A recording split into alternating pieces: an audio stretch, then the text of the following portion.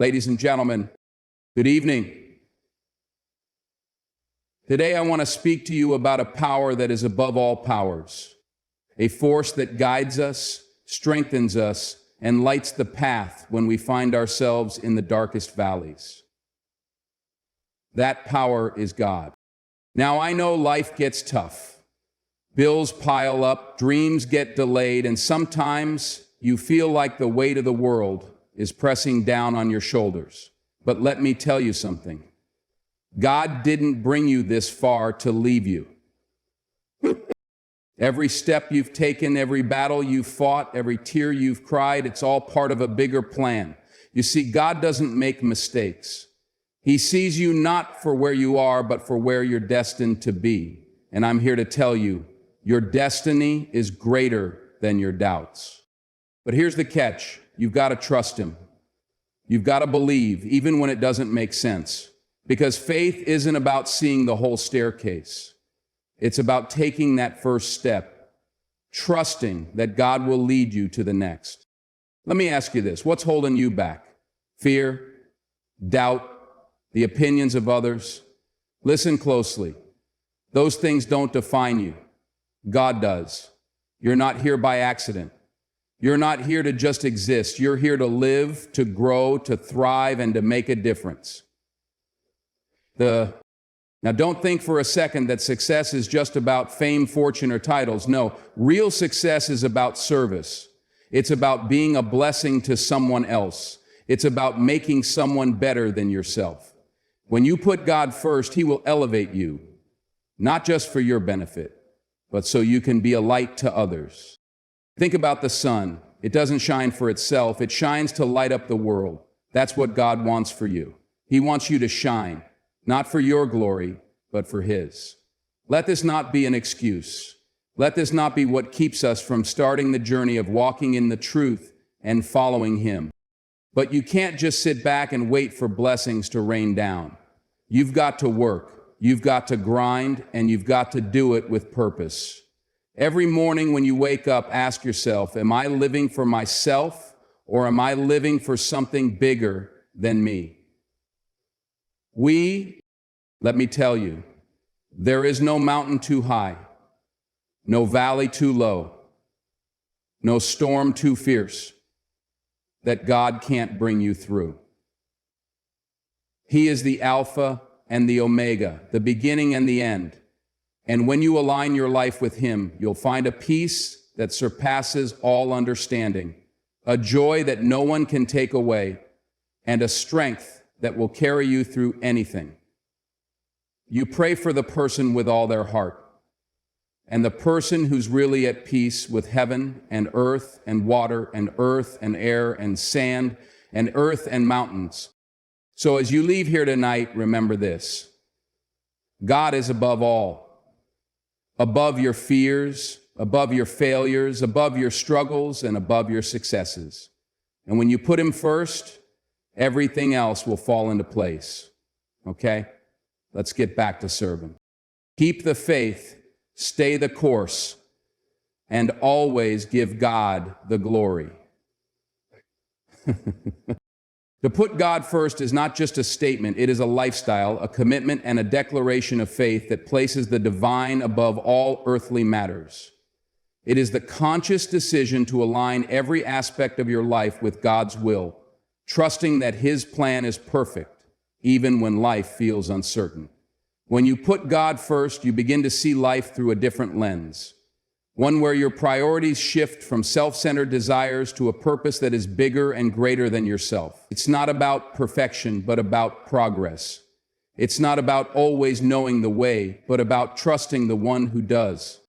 Putting God first begins with surrender. It means letting go of control and acknowledging that you don't have all the answers. And that's okay, because He does. Too often, we try to navigate life on our own terms, relying on our strength, our plans, and our understanding. But the truth is, there's a limit to what we can achieve alone. When we put God first, we're inviting Him to lead, to guide, and to take charge of our lives. This act of surrender isn't a sign of weakness. It's a display of strength. It shows that you trust the creator of the universe to order your steps, to open doors that no man can shut, and to close the ones that aren't meant for you. When God is first in your life, everything else begins to fall into place. This doesn't mean life will be without challenges, far from it. In fact, challenges are often where we see the hand of God the most. It means that even in the midst of difficulties, you'll have a peace that surpasses understanding. You'll have the strength to face adversity because you know that God is with you. Amen. You'll begin to understand that setbacks are setups for something greater, and disappointments are often divine appointments in disguise. When you put God first, you start to see trials as opportunities for growth and moments to deepen your faith. This commitment extends to every area of your life. It's not just about praying in the morning or attending church on Sundays. It's about inviting God into your work, your relationships, your dreams, and even your struggles. It's about seeking His wisdom in the big decisions and the small ones. It's about making time for Him even when life feels busy. Putting God first means giving Him the best of you, not just what's left over. It's about making Him a priority, not an afterthought. And as you do this, you'll notice a transformation, not just in your circumstances, but in your heart. One of the most profound ways to put God first is through gratitude. When you acknowledge His blessings in your life, you're putting the focus on Him rather than on your problems. Gratitude shifts your perspective. It reminds you of His faithfulness, His goodness, and His provision. It's a way of saying, God, I see you at work in my life, and I thank you for it. This attitude of gratitude not only honors God, but also brings joy and contentment to your spirit. Another key aspect of putting God first is obedience. Sometimes God's path for us doesn't align with what we had planned. His timing may not match ours, and His ways may not make sense in the moment. But obedience is about trusting that God's way is always better, even when it's hard to understand. It's about saying yes to Him, even when it means stepping out of your comfort zone. Obedience often requires faith because it asks you to act on what you believe rather than what you see. And when you take that step of faith, you'll find that God meets you there, providing everything you need along the way. Putting God first also means seeking His kingdom above all else. This is a mindset shift that moves your focus from earthly success to eternal impact. It's about living for a purpose that goes beyond yourself. It's about asking, how can I use my gifts, my time, and my resources to serve God and others? When you prioritize God's kingdom, you begin to see the world differently.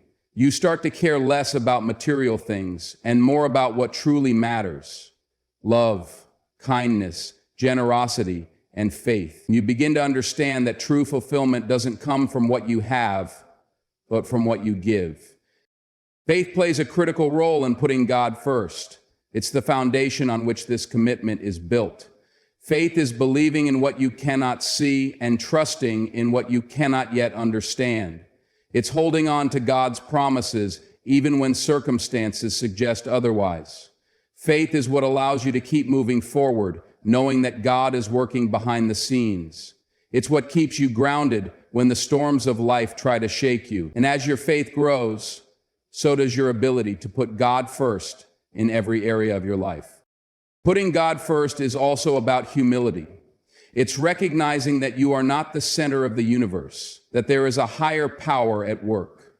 Humility allows you to approach God with reverence and awe, acknowledging His greatness and your dependence on Him. It's a posture of the heart that says, God, I need you. I can't do this without you. And when you come to God in humility, He lifts you up. He pours out His grace, His wisdom, and His strength, enabling you to do what you could never do on your own. Community is another important aspect of putting God first. Surrounding yourself with like-minded people who share your faith can help you stay focused and encouraged. It's in community that you find support, accountability, and inspiration. Together, you can lift each other up, pray for one another, and remind each other to keep God at the center. When you walk with others who are also striving to put God first, you'll find that your faith is strengthened and your commitment is deepened. Finally, putting God first means giving Him the glory in all things. It's about acknowledging that every success, every blessing, and every victory comes from Him. It's about pointing others to Him, not yourself. When people see the good in your life, let them see God in it. Use your platform, your influence, and your voice to bring honor to Him. When you live in a way that reflects His love and grace, you become a testament to His power and a light in a world that desperately needs it. Overcoming fear and doubt is not just a momentary act, it is a continuous journey of growth, courage, and faith. Fear and doubt are some of the most persistent barriers we face, holding us back from realizing our full potential and stepping into the purpose we were created for. They whisper lies that make us question our abilities, our worth, and even our destiny. But no matter how loud those voices may seem, they are not stronger than the faith and strength within you. To overcome fear and doubt, you must first recognize them for what they truly are: distractions from the truth. Fear often disguises itself as caution, hesitation, or overthinking. It thrives in uncertainty, feeding on the unknown and amplifying the what-ifs of life. But the truth is, fear only has as much power as you allow it to have. It cannot dictate your actions unless you give it permission. The same goes for doubt. Doubt plants seeds of insecurity and hesitation, causing you to question your abilities and second-guess your decisions. It convinces you that failure is inevitable, that success is out of reach, and that you are not enough. But let me tell you something, doubt is a liar. It has no place in the mind of someone who knows their worth and trusts in a higher power. Second thing, I created a framework called the Bisleyan hypothesis. The Bisleyan hypothesis was inspiration for the bestseller itself. To overcome fear and doubt, you must confront them head on. Ignoring them or pretending they don't exist will only allow them to grow stronger. Facing them requires courage, and courage doesn't mean you're not afraid. It means you move forward despite the fear. It's about taking that first step, even when you can't see the whole path. It's about believing in yourself and in the possibilities that lie ahead, even when doubt tries to tell you otherwise. Courage is not the absence of fear. It's the decision that fear will not control you. One of the most effective ways to conquer fear and doubt is by shifting your focus. Fear thrives when you concentrate on the worst-case scenario, and doubt grows when you dwell on your perceived shortcomings. But when you shift your focus to faith, hope, and possibilities, fear and doubt begin to lose their grip. Instead of focusing on what could go wrong, focus on what could go right. Instead of worrying about failing, focus on what you'll gain from trying. When you redirect your thoughts toward positivity and faith, you create a mental environment where fear and doubt cannot survive. Another powerful tool in overcoming fear and doubt is preparation. Fear often arises when we feel unprepared or uncertain about the future. While you can't predict everything, you can take steps to prepare yourself for the challenges ahead. Whether it's learning a new skill, gathering information, or practicing resilience, preparation builds confidence. And with confidence, fear loses its power.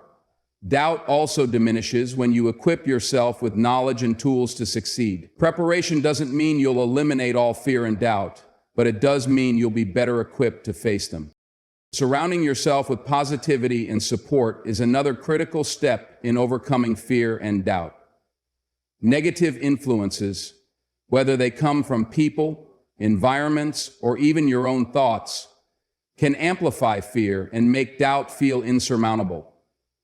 But when you surround yourself with people who uplift, encourage, and believe in you, their positivity becomes contagious.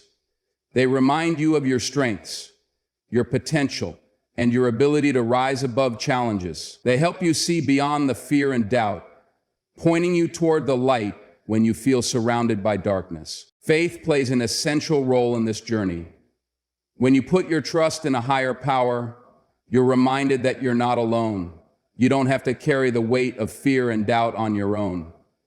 Faith allows you to see beyond the limitations of your circumstances and believe in something greater. It's a source of strength that empowers you to take risks, Try again after failure, and keep moving forward even when the path is unclear. Faith doesn't eliminate fear, but it gives you the courage to face it. It doesn't erase doubt, but it reminds you of the truth that you are capable, worthy, and supported. One of the most liberating realizations you can have is that fear and doubt are temporary. They may feel overwhelming in the moment, but they don't have to define your future. Every time you take a step forward despite your fear, you weaken its hold on you. Every time you silence doubt with faith, you build confidence. Over time, these small victories add up, and what once felt impossible becomes second nature. And what once felt impossible becomes second nature. The more you practice overcoming fear and doubt, the stronger you become. It's also important to remember that failure is not the enemy. Fear often stems from the idea of failure, but failure is not something to fear, it's something to learn from. Every failure is a lesson, a stepping stone that brings you closer to success. When you embrace failure as part of the process, fear loses much of its power. Doubt, too, often feeds on the fear of failure, convincing you that mistakes are final and irreversible. But they're not. Mistakes are opportunities to grow, to improve, and to try again with more wisdom than before. Another key to overcoming fear and doubt is taking action. Fear and doubt thrive in inactivity. The longer you wait, hesitate, or procrastinate, the stronger they become. But the moment you take action, even a small step, they begin to lose their grip. Action creates momentum, and momentum builds confidence. Each step forward, no matter how small, is a victory over fear and doubt. It's a statement that says, I will not be paralyzed by fear. I will not be silenced by doubt. I will move forward no matter what. Your mindset is one of the most powerful tools in this journey. How you think shapes how you act. If you let fear and doubt dominate your thoughts, they will control your actions. But when you cultivate a mindset of positivity, resilience, and determination, you take back control. Start by speaking life into yourself. Replace negative self-talk with affirmations of faith, courage, and strength. Remind yourself of your past victories, your strengths, and the times you've overcome challenges before. When you change the way you think, you change the way you live. Fear and doubt are natural emotions, and they don't make you weak or unworthy. Everyone faces them at some point. What matters is how you respond. Will you let them control you, or will you rise above them? Every time you choose faith over fear and confidence over doubt, you take a step closer to becoming the person you were meant to be. And as you grow, you'll find that what once scared you no longer has power over you. What once caused you the doubt now serves as a reminder of how far you've come. This journey is not about being fearless, it's about fearing less. It's not about eliminating doubt completely. It's about refusing to let doubt dictate your decisions. It's about recognizing that fear and doubt are part of the human experience, but they don't have to define you. They are obstacles, yes, but they are also opportunities. Opportunities to grow, to learn, and to trust. Every time you overcome them, you become stronger, wiser, and more prepared for the journey ahead. Serving with purpose is one of the most fulfilling and meaningful ways to live. It's about recognizing that life is not just about what you can achieve for yourself, but about how you can impact others. When you serve with purpose, you shift your focus from self-centered goals to something far greater. It's about using your time, talents, and resources to make a difference in the lives of others, to contribute to the greater good, and to honor the gifts you've been given. Serving with purpose requires a mindset of humility, compassion, and intentionality. It's not about recognition or applause. It's about doing what is right, what is meaningful, and what aligns with the values you hold dear. Life outside of work is too short. At its core, serving with purpose starts with identifying your gifts. Each of us has been blessed with unique abilities, talents, and passions that can be used to serve others. These gifts are not accidental. They are part of the design that makes you who you are. Whether it's your ability to connect with people, your creativity, your problem-solving skills, or your capacity for empathy, your gifts were meant to be shared. They are tools to contribute to the world in a way that only you can. Serving with purpose means embracing these gifts, nurturing them, and using them to uplift others. When you serve with purpose, you begin to see life through a different lens. You start to understand that success is not just about personal achievement, but about the impact you have on others. True success is measured by the lives you touch, the hearts you uplift, and the positive change you bring to the world. This perspective shift changes the way you approach everything, from your career to your relationships to your daily interactions. It reminds you that every act, no matter how small, has the potential to make a difference. Whether it's a kind word, a helping hand, or a moment of your time, your actions have value when they come from a place of purpose. Serving with purpose is not always easy. It requires effort, dedication, and sometimes sacrifice.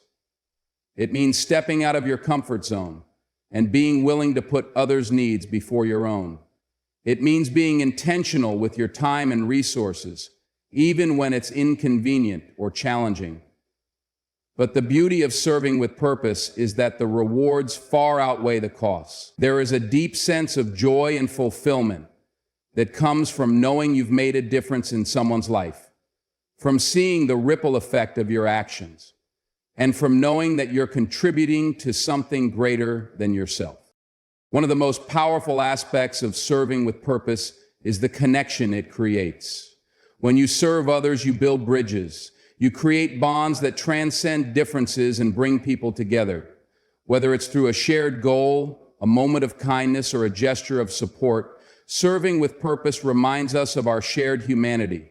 It breaks down barriers and fosters understanding, compassion, and unity. In a world that often feels divided, serving with purpose is a way to bring people together, to create community, and to remind us that we are all interconnected.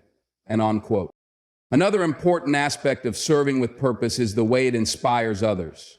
When you live with intention and dedicate yourself to serving others, you become a beacon of hope and inspiration. Your actions show others what is possible, encouraging them to step into their own purpose and make a difference. Serving with purpose creates a ripple effect, where your efforts inspire others to take action, and their efforts inspire even more people. This chain reaction of positivity and impact is one of the most beautiful outcomes of living a life dedicated to service. To serve with purpose, you must also cultivate a mindset of gratitude. Gratitude shifts your focus from what you lack to what you have, reminding you of the blessings in your life and inspiring you to share them with others.